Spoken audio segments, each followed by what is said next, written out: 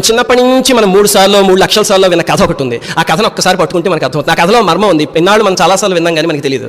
లోపలికి వెళ్ళి అంతరార్థం ఏంటో చూస్తే చిన్న వయసులోనే మన పిల్లలకి మన తెలుగు సాంప్రదాయంలో మన భారతదేశ సాంప్రదాయంలో ఎంత గొప్ప ఆధ్యాత్మిక విషయాల్ని చిన్న కథలో పెట్టేశారో మనకు అర్థం. అనగనగా రాజుగారు ఉన్నారు. బాగుంది ఉంటారు. ఆ రాజుగారికి 7 కొడుకు. వేటకెళ్ళి 7 చేపల్ని పట్టుకొచ్చారు. ఆ 7 చేపల్ని ఎండబెట్టారు. అందులో 6 ఎండే కానీ ఒకటి ఎండలేట. అంటే ఈ చేపలు 7 ఏంటి అంటే మన అరిషడ్ వర్గాలు 6ను దానికి కారణమైన మనస్సు ఒకటి.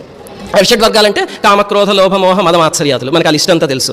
కామం అంటే ఏంటి? దేని మీద కోరిక పుట్ట. ఇప్పుడు ఏదో కారు ఉంది, ఆహా ఈ కారు నాకు కావాలి అనుకోవడం కామం. తర్వాత క్రోధం, అది దక్కలేదు అనుకోండి అక్కడి నుంచి కోపం వస్తుంది. తర్వాత లోభం, మోహం, మదం, మాత్సర్యం. పక్కవాడికి దక్కింది అనుకోండి, అరే వాడికి దక్కిందే మనకి దక్కలేదు, నాకే కావాలి అది అనిపిస్తుంది. ఇంకా దానికన్నా పై స్థాయికి వెళ్ళి దాంతో అటాచ్మెంట్ పెరుగుతుంది. చివరికి వాడికి దక్కినందుకు చూసి ఏడుస్తాం. ఈ అన్నిటికీ అరిషడ్ వర్గాలన్నిటికీ కారణం మొట్టమొదటి ఉన్న కామం. ఆ కోరికే కలగలేదు అనుకోండి అసలు ఇవేమీ రావు. మరి ఆ కామం ఎక్కడి నుంచి పుడుతోంది అంటే అది మనసులోంచి పుడుతుంది. ఆ కారు కావాలి అనే కోరిక ఎక్కడి నుంచి కలిగింది అంటే మనసులోంచి కలిగింది. అందుకని ఆ మనస్సు అని ఒక్క చేప ఎండితే ఆ మిగతా 6 చేపలు చచ్చినట్టు ఎండుతాయి.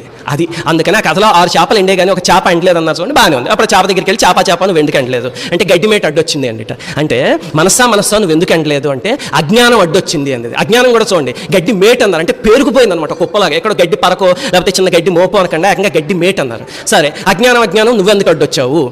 గడ్డి మేట నువ్వెందుకు అడ్డొచ్చావు అంటే ఆవు వచ్చి మేయలేదు. అలాగే అజ్ఞానాన్ని కూడా అడిగితే జ్ఞానం వచ్చి మేయలేదు. ఎప్పుడైతే జ్ఞానం వచ్చి కబళించింది అనుకోండి అజ్ఞానం దెబ్బకి పోతుంది. సరే జ్ఞానం నువ్వెందుకు రాలేదు? ఆవు నువ్వు ఎందుకు వచ్చి మేయలేదు? అందుకే మన భారతీయ సాంప్రదాయంలో చూడండి ఆవుని జ్ఞానానికి ప్రతీక కింద చూపిస్తారు. సరే బాగుంది. ఆవు నువ్వు ఎందుకు మేయలేదు అంటే గొల్లవాడు మేపలేదు.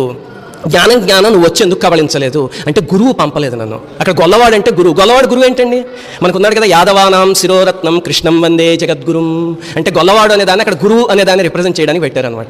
సరే గొల్లవాడ నువ్వు ఎందుకు మేపలేదు అంటే అమ్మ అన్నం పెట్టి పంపించలేదు. గురువా నువ్వు ఎందుకు వచ్చి ఉపదేశం చేయలేదు అంటే అమ్మవారు అనుజ్ఞ అవ్వలేదు. అక్కడ అమ్మ అంటే అమ్మవారు. సరే అమ్మవారి దగ్గరికి వెళ్ళి మనకోండి అమ్మవారు మీ అనుజ్ఞ ఎందుకు అవ్వలేదు అంటే ఇంకో పిల్లాడు ఏడుస్తున్నాడు అందిట. ఆ ఇంకో పిల్లాడు అంటే ఎవడండి? మనకన్నా ఏడ్చే పిల్లాడు ఇంకొకడు ఉంటాడు భగవద్ అనుగ్రహం కోసం. ఇప్పుడు రామకృష్ణ పరమహంస చరిత్ర చూస్తే మహానుభావుడు ప్రతిరోజు రాత్రి అమ్మవారు ఆ రోజు కూడా కనిపించలేదు, అయ్యో ఇంకొక రోజు వేస్ట్ అయిపోయిన జీవితంలో అమ్మవారు కనిపించకుండా అని యాక్చువల్గా మనం ఏడుస్తాం చూడండి కార్ల కోసం బట్టల కోసం లేకపోతే అంతకన్నా ఎక్కువగా అమ్మవారి కోసం తప్పించిపోయేటండి ఆయన. అది అక్కడ అమ్మవారు చెప్పింది ఏంటంటే నీలాగే నీకన్నా ఏడ్చే పిల్లాడు ఇంకొకడు ఉన్నాడు అదనమాట. పిల్లాడు ఏడుస్తున్నాడు. సరే వాడి దగ్గరికి వెళ్ళాం. వెళ్ళి పిల్లాడు నువ్వెందుకు ఏడుస్తున్నావురా అంటే ఇంకో మహాభక్తుడా నాకన్నా బాగా నువ్వు ఎందుకు ఏడుస్తున్నావురా అని అంటే వాడు చీమ కుట్టింది అన్నాడు. సంసారం అనే చీమ వాడికి కుట్టింది అనమాట. మనకి ఇంకా కొట్టలేదు, మనకి హాయిగా ఉంది, ఎంజాయ్ చేస్తున్నాం. వాడికి కుట్టింది ఆ సంసారం అనే చీమ.